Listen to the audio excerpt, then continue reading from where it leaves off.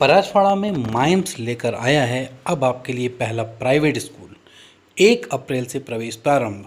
सबसे पहले इस भारतवर्ष की पावन धरा को मेरा नमन, और वो जिन्होंने मुझे जन्म दिया, माता यशोदा, और मेरी वो माँ जिन्होंने मुझे पाल पोष कर बड़ा किया, माँ पार्वती, माँ लक्ष्मी।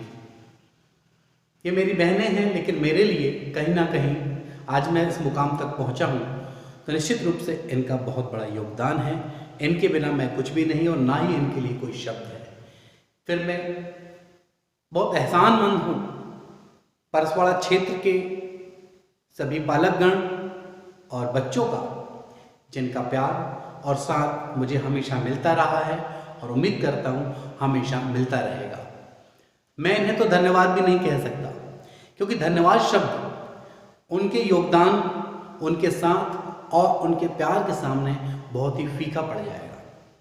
इसलिए मैंने ये सोचा, इस क्षेत्र के लिए वर्टेक्स करियर पॉइंट के माध्यम से मैंने प्रयास किया पूरे भारतवर्ष में, मध्य प्रदेश स्तर पर एक वर्टेक्स करियर पॉइंट का कहीं ना कहीं नाम आना चाहिए। और निश्चित रूप से परसवाड़ा क्षेत्र के पालकों ने, बच्चों ने मुझे साथ दिया, और हमने ऐसे परिणाम दिए जिससे कि पूरे मध्य प्रदेश स्तर पर, जिले स्तर पर तो आता ही है, मध्य प्रदेश स्तर पर भी हमने टॉप 10 के लिस्ट में बच्चों ने अपना स्थान प्राप्त किया। तो मैं उन बच्चों को भी बहुत बहुत धन्यवाद देता हूं जिन्होंने मेरा बहुत साथ दिया है।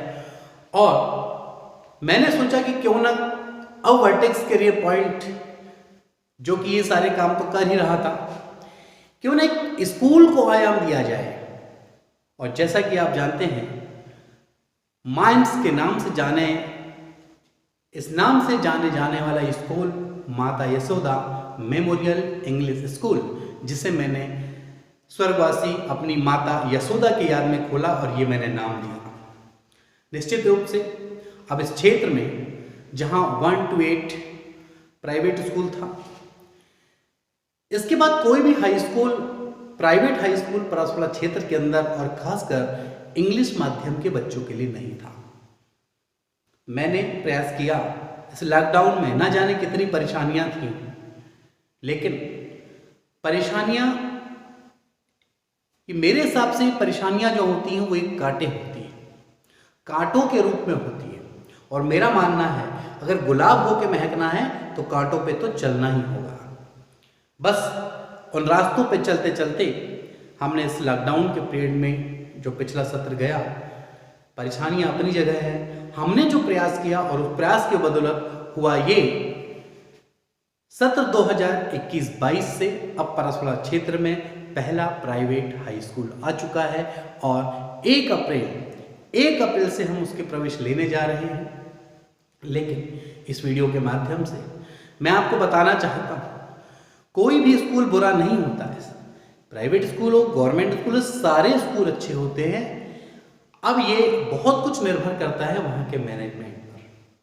और इस वीडियो के माध्यम से मैं इस बात पे कोई चर्चा नहीं करूँगा कि बाकी स्कूल क्या कर रहे हैं, क्या नहीं कर रहे हैं। ये मेरा मुद्दा नहीं है, और एक शिक्षक को ऐसे मंच से कभी शोभा नहीं देता कि वो दूसरों की बुराइयां करे और बुराई करके वो अपने प्रवेश को बढ़ाए। मैं इस तथ्य पे भरोसा नहीं करता। मैं तो भरोसा करता हूँ मेहनत पे। अगर मेहनत होगी, मेरे जो आने वाले वीडियोस होंगे, क्वालिटी होंगी, यदि आपका मन का है, आपका दिल का है, और मेरा मानना है बहुत से पेरेंट्स जो पढ़े लिखे भी हैं, वो भी इस वीडियो को समझ के देखें। और आप देखें कि इन वीडियो में जो कलेक्शन है, क्या आपको ये वीडियो भारतवर्ष में यदि बड़ी बड़ी कोचिंग इंस्टीट्यूट और स्कूल चलते हैं, क्या उनसे कंपेयर करने लायक लगता है? ये आपको पता चलेगा हमारे वीडियो देखने के बाद। मैं माफ़ी चाहूँगा, मैं किसी प्रकार के घमंड या गर्व की बात नहीं कर रहा हूँ। मैं तो सिर्फ इस क्षेत्र के लिए एक काम करने आया हूँ, और अपने काम को बेहतर तरीके से करने के लिए मैं दूसरों की बुराइयों का सहारा न लेके केवल इस वीडियो के माध्यम से मैं ये बताना चाहूँगा कि मैं आपके लिए क्या करने वाला हूँ और क्या करूँगा। उसके बाद किस प्रकार से शिक्षा नीति चलेगी और कितना आप साथ देंगे नहीं देंगे, ये डिपेंड करता है इस क्षेत्र के पालकगणों पे, इस क्षेत्र के बच्चों पर। इससे बेहतर कि मैं आगे बहुत सारी बातें करता रहूं, मैं सीधे सीधे अब इस माता यशोदा स्कूल का जो ओपनिंग टाइम है मेरे लिए ये बहुत खास है। मैंने क्योंकि अपने माँ के याद में खोला है और मैं नहीं चाहता कि किसी भी मेरे कारण से मेरी माँ का, मेरी स्कूल का नाम जाए। इसीलिए तटस्थ हूँ कि अब इस स्कूल को बेहतर से बेहतर आयाम देने हैं। अब जो काम वर्टेक्स करियर पॉइंट ने एमपी लेवल पे किया है, अब वो काम वर्टेक्स करियर पॉइंट का वही director that mean Dharamchand Rathore अब माइंड्स यानी माता यशोदा स्कूल के लिए ये करने जा रहा है। और आने वाला अप्रैल, चूंकि प्रशासन की तरफ से कोई विशिष्ट आदेश नहीं है, लेकिन वीडियो के माध्यम से बच्चों आप निश्चिंत रहें। YouTube चैनल के माध्यम से मैं आपके साथ जुड़ा हूँ। रेगुलर मैथमेटिक्स के लेक्चर आते रहेंगे। आपको किसी प्रकार से मैं ये महसूस नहीं होने दूंगा कि आप लॉकडाउन जैसे पीरियड में हैं और कहीं आपका एजुकेशन डाउन हो रहा है। और ऐसा ही नहीं कि मैं पढ़ाऊंगा, पढ़ाने के साथ साथ आप क्वालिटी भी देखेंगे। मैं क्वालिटी का भी ध्यान रखूंगा। और ये जो वीडियो बनेंगे हिंदी और इंग्लिश, वो दोनों माध्यम के लिए है। तो निश्चित रूप से सभी पालकगणों से मैं विनती करता हूँ कि निश्चित रूप से मेरे वीडियो को देखें। वो लाइक करें नहीं करें वो कोई दिक्कत की बात नहीं है। मैं कोई एक यूट्यूबर इस टाइप नहीं हूँ कि मुझे आप सब्सक्राइब करें, ये करें, नहीं है। बस सब्सक्राइब करें तो इसलिए करें ताकि आपको आपके पड़ोस में या फिर जहाँ भी आपके रिलेशन में हो, वो परस्परा से बाहर भी हो सकते हैं, वहाँ तक लिंक पहुँचाएं।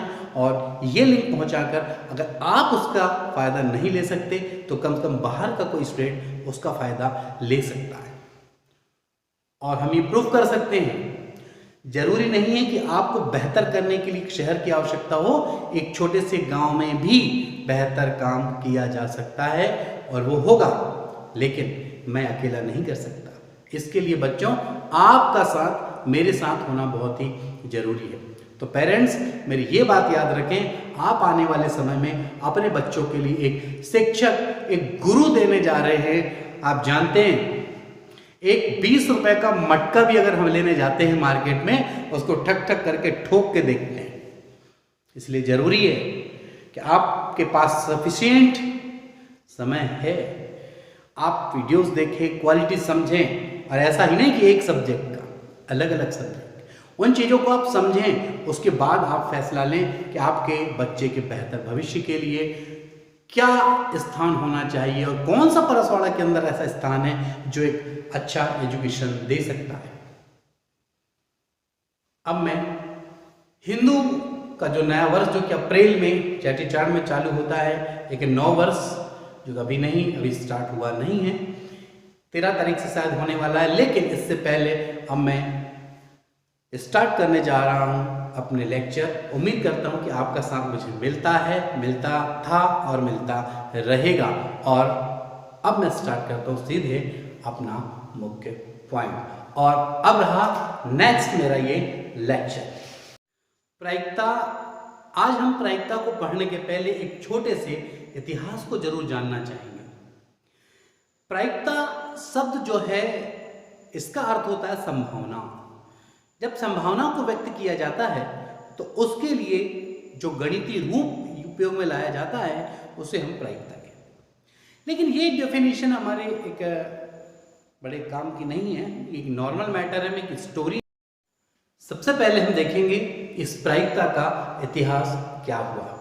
इतिहास के पन्नों में आप देखेंगे इसमें एक जुआरी हुआ,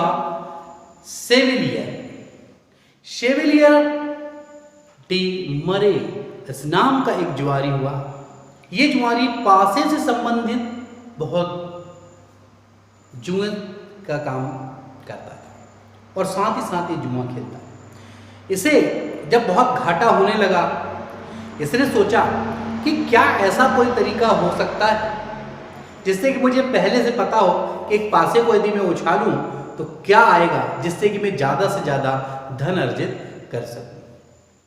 लेकिन आप जानते हैं एक पासे को यदि आप उछालेंगे और फेंकेंगे तो 1 से लेकर 6 तक अंक होते हैं, डॉट्स होते हैं उसमें, उस डाइस इसमें से कोई आना है। लेकिन वो जुआरी सोचा यार ये गणित का मामला है, किसी ऐसे व्यक्ति के पास जाया जाए जो गणित का बड़ा अच्छा जानकार हो। तो ये महाशय जी अब पहुंचते हैं ब्लेज पास्कल के पास, और जैसे ही ब्लेज पास्कल के पास पहुंचते हैं, आपको पहले ये तो पता हो कि ब्लेज पास्कल जी थे कौन। ये जो ब्लेज पास्कल जी आप देख रहे हैं स्क्रीन पर, ये एक फ्रांसीसी दार्शनिक और गणितज्ञ थे। कौन थे? फ्रांसीसी फिलोसोफर एंड मैथमेटिशियन। ओके, अब उन्होंने भी इस बात का अध्ययन किया, वो गणित वाले थे, गणित से संबंधित क्वेश्चन था, उन्होंने भी सोचा कि क्यों ना इसमें सही में अध्ययन किया जाए। उन्होंने काफी अध्ययन किया। काफी अध्ययन करने के बाद आप जानते हैं कि जब कुछ अध्ययन स्टडी आगे बढ़ती है तो बहुत से नए लोग भी इस पर जुड़ते जाते हैं, और फिर इतिहास के पन्नों में एक और मैथमेटिशियन जिनका नाम था पियरे डी फॉर्मेट, इनकी एंट्री होती है।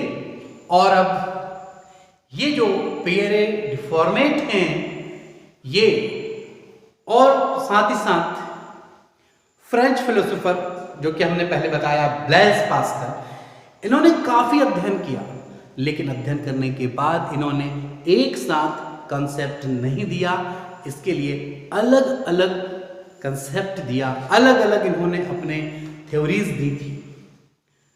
उसके बाद ये वो समय था, this was the beginning of probability theory. ये प्रोबेबिलिटी थ्योरी के स्टार्टिंग थे, और यहां से प्रायिकता सिद्धांत यानी कि प्रोबेबिलिटी स्टार्ट हुई।